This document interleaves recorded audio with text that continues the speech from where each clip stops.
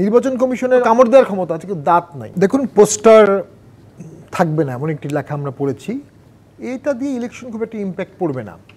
আচরণবিধি তো হয় বাই রুলসের আন্ডারে, তার আগে অসংখ্য কাজ থাকে। সুষ্ঠু নির্বাচনের জন্য প্রথম যেটি কাজ, প্রশাসনকে নিরপেক্ষ করা। আমরা এই বিষয়ে অনেকগুলো সাজেশন দিয়েছিলাম, এই ইন দ্য মিন টাইম আমরা নির্বাচন কমিশনকেও দিয়েছি। প্রথম হচ্ছে সরকারের নিয়োগপ্রাপ্ত, সরকারের আশীর্বাদ পুষ্ট, সরকারের পদোন্নতিপ্রাপ্ত, সরকারের যাকে ডিসি করেছে, এসপি করেছে, টিওনো করেছে, ওসি করেছে, সেই লোকটা ভোটের দিন ওই সরকারের বাইরে স্বাধীন হবে কিভাবে? এটাই সবসময় মুড কোশ্চেন ছিল, আগেও ছিল, এখনও আছে। যে জন্যই কেয়ারটেকার গভর্নমেন্ট আসছে, যে 3টা মাস একটা পিউরিফাইড সময়, ডে 1 থেকে আগের ছক কেয়ারটেকার গভর্নমেন্ট তছনছ করে দেবে।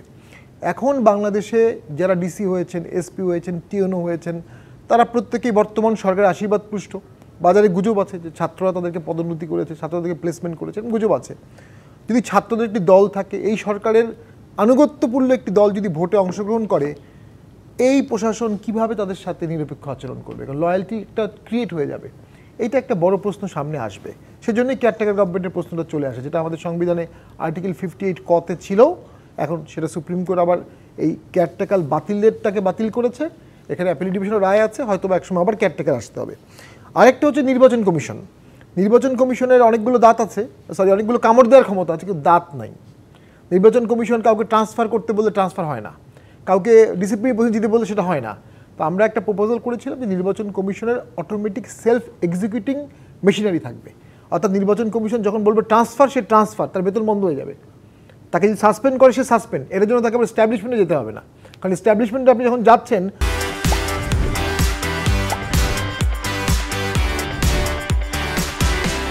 এস্টাবলিশমেন্ট সেক্রেটারি তো রুলিং পার্টির বা বর্তমান সরকারের, সেটা নির্বাচন কমিশনের না। এটা একটা ছিল। আর নির্বাচন কমিশনেরও সমস্যা আছে। প্রথম সমস্যা হচ্ছে, সেখানে যারা কমিশনার হন, অনেকেই আমলা ছিলেন, তারাও একটা লয়্যালটির ভিত্তিতেই এখানে আসছেন।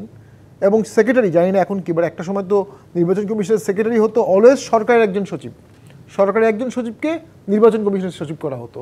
কিন্তু নির্বাচন কমিশনের কর্মকর্তারা যথেষ্ট দক্ষ, সারা জীবন ভোট করেছেন এবং কম্পিটিটিভ পরীক্ষার মাধ্যমে নির্বাচন কমিশনে চাকরি করেন, পিএসসির মাধ্যমে। তাদের মধ্যে থেকে সচিব হওয়া উচিত। তাদের মধ্যে থেকে সচিব হলে কিছুটা নিউট্রালিটি আসবে। দেন আসবে, শেষ করে দিচ্ছি, দেশে যদি সর্বদলীয় ভোট হয় এবং প্রশাসন নিরপেক্ষ থাকে, অটোমেটিক অর্গানিক্যালি ভোট সুষ্ঠু হবে। দেশে যদি সর্বদলীয় ভোট না হয় বা প্রশাসন কোনো পক্ষ নেয়, ফেরেশতা হিসেবে এখানে সুষ্ঠু ভোট করতে পারবে না। অতীত ইতিহাস তাই বলে।